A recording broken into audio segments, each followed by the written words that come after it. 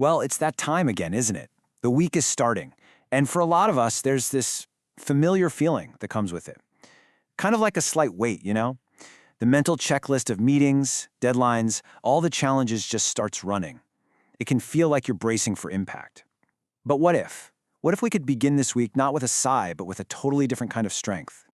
I think you know the feeling I'm talking about. That classic Monday morning dread. The alarm goes off and your mind is already racing. You're thinking about the to-do list, the difficult conversations, all the unknowns that are waiting for you. It's so easy to feel overwhelmed before you've even had your first cup of coffee.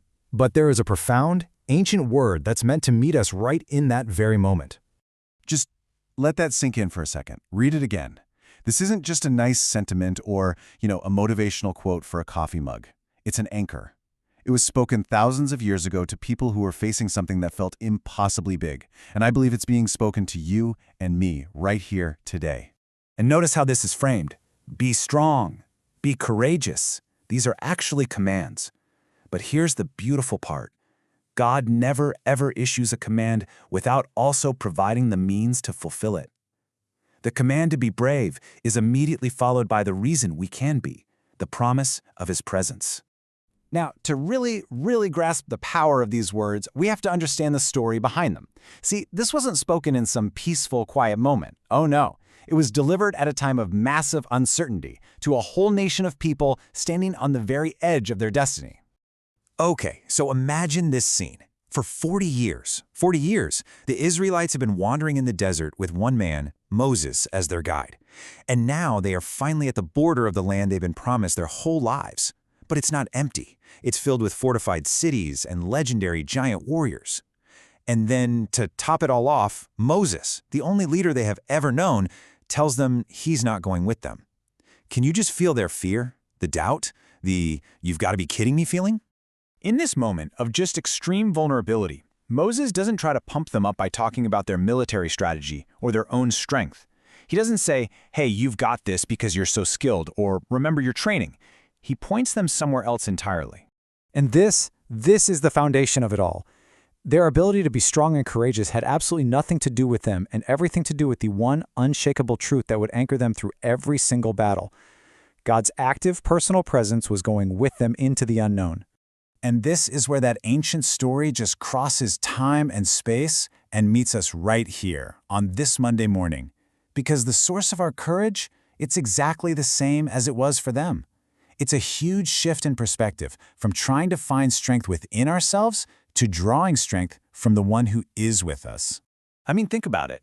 Our world is constantly telling us to look inward for strength. You hear it all the time. Believe in yourself, you're enough, you've got this. And hey, self-confidence has its place, but it's a finite resource. It runs out. It gets tired. This promise, though, offers something completely different. It says that true, lasting strength isn't something you have to muster up from within.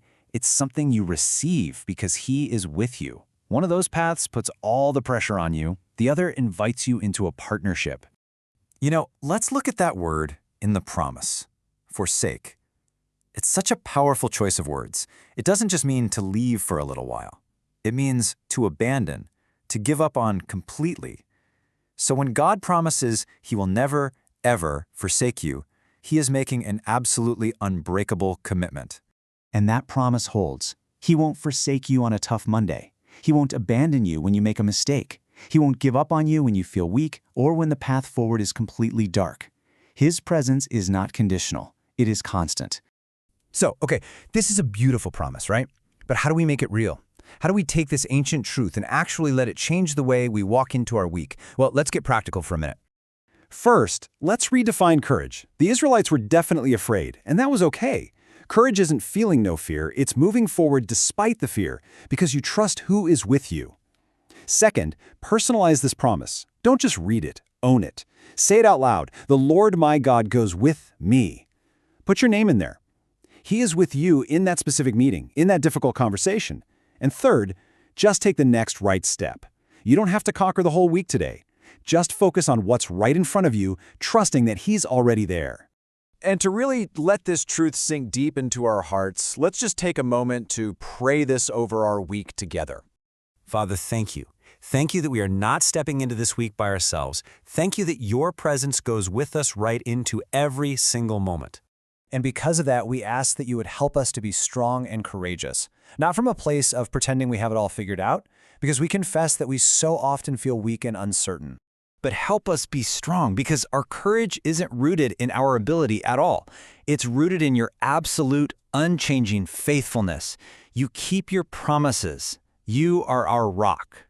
And so, we consciously right now place our trust in you for this Monday, for this week, for every challenge and every joy that it holds.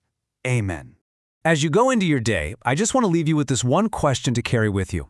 How might you approach that next meeting, that next task, that next conversation, just a little bit differently, with the quiet confidence that comes from knowing you do not walk alone? Have a truly amazing week.